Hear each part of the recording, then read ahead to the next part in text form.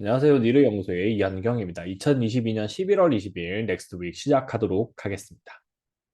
위험이 이제 줄었어요. 러시아 이슈는 거의 끝난 것 같고요. 이제 진짜 하나 남았는데 핵 위험인데 핵을 쏠까? 그거보다 푸틴 실각이 나오지 않을까? 푸틴 실각하면 주가는 어떻게 될까요? 급등이죠. 위험이 아닌 게 돼버립니다. 그래서 지금은 핵과 푸틴 실각인데 둘 다 거의 방방한 것 같아요. 핵도 전술핵밖에 못 쓸 거기 때문에 두 개가 이제 거의 비등비등 하거든요. 그래서 이제 크게 무리는 없을 것 같고 그러면 이제 나머지 하나는 또 뭐냐면 FTX 파산 관련돼서는 이제 절차를 밟고 있잖아요. 그래서 다른 것들도 이제 부도가 났긴 했지만 그거를 긁어내야 돼요. 그러니까 안 좋은 기업들, 부실하게 했던 거, 고객 돈 갖고 장난질하는 기업들은 다 파산돼야 된다고 봤거든요. 그래야 가상화폐 시장이 건전해진다라고 보시면 될 것 같고, 실질적으로 뭐 그래요. 돈이 많이 풀리면 이 돈을 빼려는 작업을 하는 사람들은 제일 좋은 시장이 가상화폐는 맞아요. 그래서 그게 사라질까요? 네, 계속 유지될 것 같은데요. 네, 그러면은 결국에는 다음에 똑같이 버블이 쌓일 때 똑같은 일이 벌어진다. 보세요. 그냥 뭐 1990년대, 그 다음에 2000년대 초반, 그 다음에 2008년도 이후에 금리가 낮아지면서 버블이 계속 다다닥 쌓였잖아요. 그것처럼 이번에도 금리가 높아졌지만 1980년대에 그때 고금리 상태지만 내려가 버리면 1990년대 금리 상황이 벌어질 겁니다. 그러면 똑같이 흐름을 돌아갈 거고 그 역할을 가상화폐가 할 거고 거기다가 가상화폐가 글로벌에서 있는 무역이랑 관련돼 있는 거 혹은 간단한 이제 메타버스, 그 다음에 우주여행과 관련된 요소들에서 이 가상화폐가 제 역할을 하게 된다면 자연스럽게 성장할 겁니다. 예, 그거 보시면서 길게 길게 가져가세요. 그리고 비중은 너무 크지 않게. 예, 그 정도로 가시면 될 것 같습니다. 자, 금리 인상과 양적 편중이 제일 첫 번째라고 했죠. 금리 인상 이거 자체가 문제예요. 인플레이션은 문제라고 하지만 금리 인상 인하가 인플레이션을 다 촉발시키기 때문에 디플레이션과 인플레이션 촉발시키고 지금은 디플레를 촉발시키기 위해서 금리 인상을 하고 있다라고 보시면 될 것 같고요. 시장의 돈을 줄어드는 걸 양적 긴축이라고 보시면 됩니다. 그 다음에 신용 위험인데요. CDS가 높아져 있죠. 우리나라는 코로나일 때 오히려 20대 30 막 그랬는데 지금 50입니다. 70까지 치솟았다가 내려와 있는 거고요. 레고랜드, 흥국생명, 하나생명들의 사태고 프로젝트 파이낸싱과 연결돼 있습니다. 그래서 한계 기업들이 지금 5%가 돼버리면 거의 파산 지경에 가는 거고요. 그러면은 한계 기업이 보통 한 10% 정도 있으니까 그 기업들이 다 힘들어지겠죠. 그 다음에 제2금융권도 금리를 고금리로 줄 수밖에 없고 전부 다 저축은행이나 은행 쪽에서 5% 6%짜리 상품이 나오잖아요.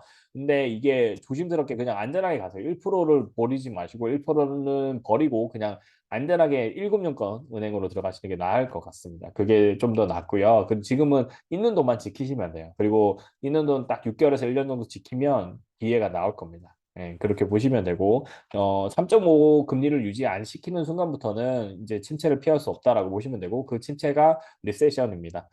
유럽은 80% 확률이라고 최근 뉴스에 나왔고요. 그다음에 골드만삭스에서 미국은 가까스로 멸한다고 했는데 그러면 미국이 가까스로 뭐냐면 글로벌은 침체입니다.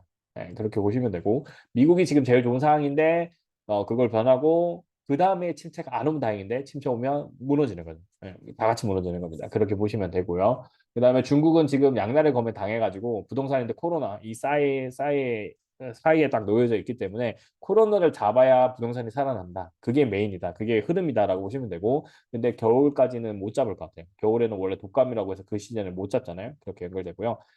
실적은 5로 내려와 있는데 이번에 실적 시즌은 지나갔습니다. 다행히 잘 마무리됐고요. 실적보다 11월에 바이하는 게 엄청나게 컸어요. 그러니까 11월에 사서 5월에 팔자의 그 전략에 맞춘 거고요. 그러면은 그렇다면 내년도 4월, 5월이 정말 위험할 수 있겠구나. 그렇게 보시면 될 것 같습니다.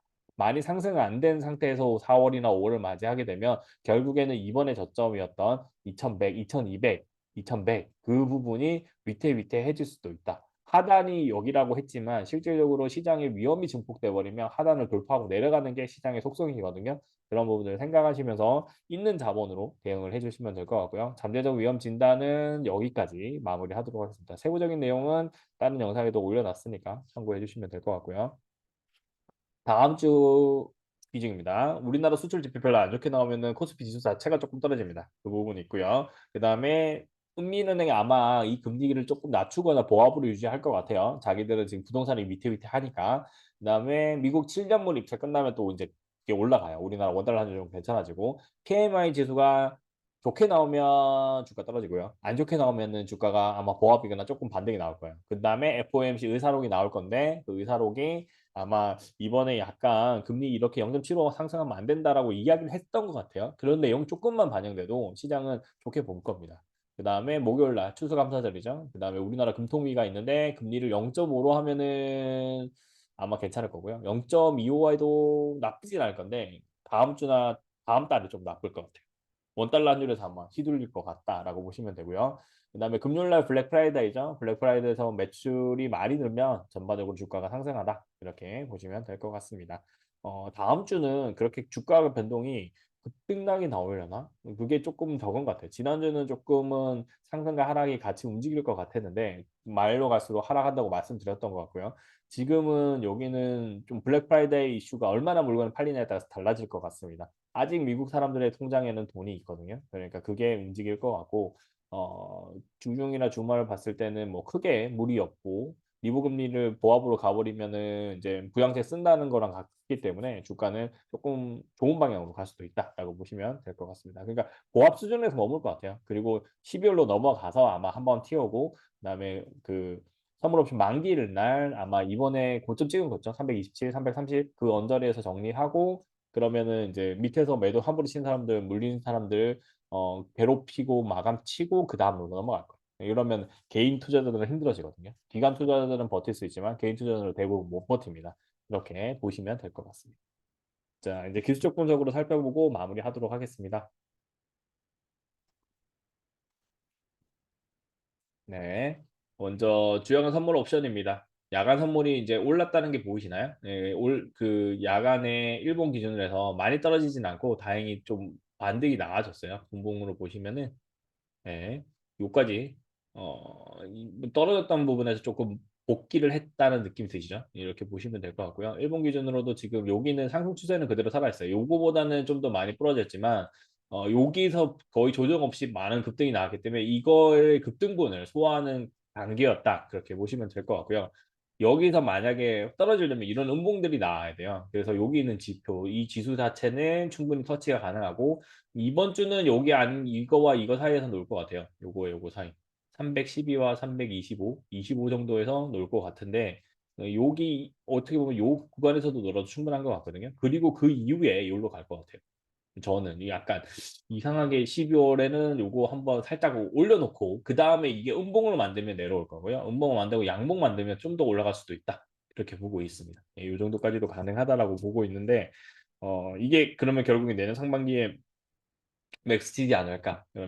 그러면은 저도 예측이 좀 틀린 것 같아요. 이까지 올라가 버리면 제가 생각한 것보다 더 많이 올라간 거기 때문에 그러나 이 과정 전체 중에서는 개별 종목들이 순환매가 일어날 거기 때문에 여러분들 중에서 일부는 일절하셔가지고 비중 높게 가져가지 마시고 비중을 좀 축소하시면서 대응을 해주시면 될 것 같습니다. 이 정도로 보시고요. 그 다음에 업종으로 보겠습니다. 코스피 보겠습니다. 코스피 자체로 보시면 이거 바닥 찍고 여기로 왔고 이걸 만났어요.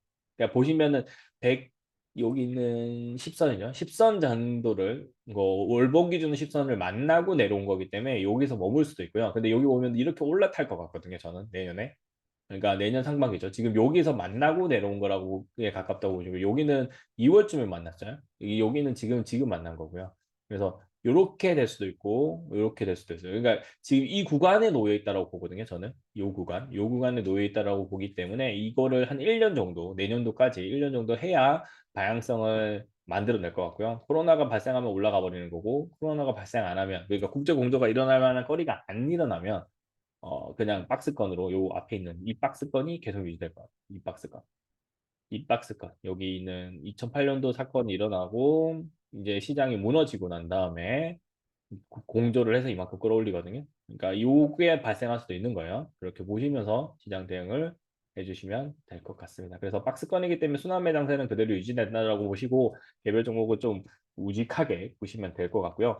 개별 종목의 비중이 높으면 다른 계좌, 그러니까 하나를 그 같은 증권사에서 만드셔가지고 옮겨가지고 희석을 해서 대응을 하시면 됩니다. 10분의 1 해석을 해서 천천히 본전되면 또 청산하고 대응하고 그렇게 대응하시면 좋을 것 같습니다. 코스피 200 한번 이걸로 볼까요?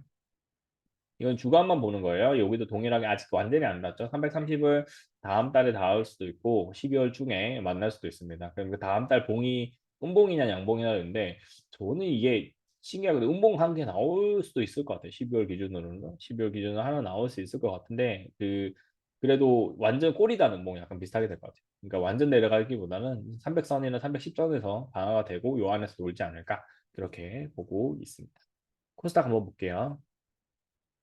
코스닥은 못 올라왔죠. 코스닥이 오히려 그 부실 기업들이 많잖아요. 적자인 기업들이 많다 보니까 힘을 못 발휘하는 거고요. 흑자가 나거나 흑자 전환한 기업들은 다 올라가게 될 수밖에 없습니다. 그래서 결국에는 이 위에 있는 11선, 월봉 기준 11선을 만나게 될 거고 이게 750에서 만나느냐, 800에서 만나느냐, 775에서 만나느냐에 따라서 분위기가 달라지는 거고요. 800에서 만나면 추가적인 상승도 나올 수 있다라고 보시면 돼요. 내년도 상반기까지 랠리 조금 더 이어질 수 있다. 그렇게 보시면 될 것 같고요. 그래도 얘도 똑같아요. 요거예요, 요거. 그냥 요 박스권. 요 박스권 안에 머물러 있고 실제로는 여기 이 구간이지 않을까라고 2019년도 여기이지 않을까. 그러면 내년도에 위험한 게 나오면 이렇게 떨어지는 거고 위험한 게 안 나와야 그나마 상승 추세가 나올 수 있다. 그렇게 봐주시면 될 것 같습니다. 그다음에 달러 보고 마무리하겠습니다. 달러인데요.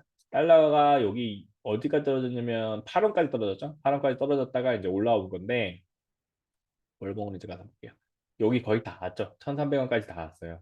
그래서 이거를 깨고 내려가야 그나마 의미가 있다라고 보시면 될 것 같고요. 지금 우리나라가 만약에 내년도 침체가 온다라고 했을 때, 글로벌 침체가 온다고 했을 때 대응하기 좋은 가격대는 여기서 머물면 안 되고요.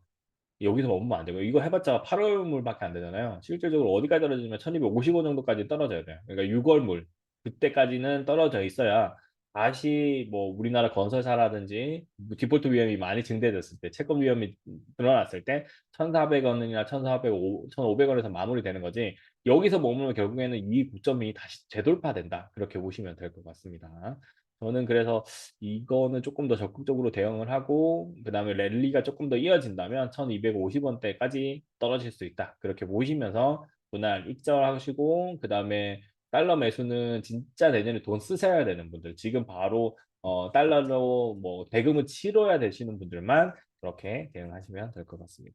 오늘 영상도 여기까지 하고요. 전체적인 거시적인 사항만 정리를 해드렸기 때문에 개별 종목은 따로 정리를 해드릴 겁니다. 빅스나 단기 채권, 그 다음에 이제 ETF 위주로 이제 정리를 해드릴 거니까 같이 살펴보시면 될 것 같고요. 개별 종목은 뭐 요것들이 대추천 종목입니다. 많이 몰린 종목도 있고 떨어진 종목도 있지만 기본적으로 저는 장기가 기반이기 때문에 떨어졌으니까 더 사야 되지만 비중 조절하면서 대응하고 있다. 그렇게 봐주시면 될 것 같고요. 여러분들도 여기 있는 종목들 일부 익절하시면서 현금 보유를 꼭 해갖고 시장 대응해 주시면 되고요. 지수 기준으로 저점일 때 이 종목들 혹은 다른 신규 종목들 대응하시면서 계속 지속적으로 계좌의 부를 늘려나가시기를 추천해 드립니다.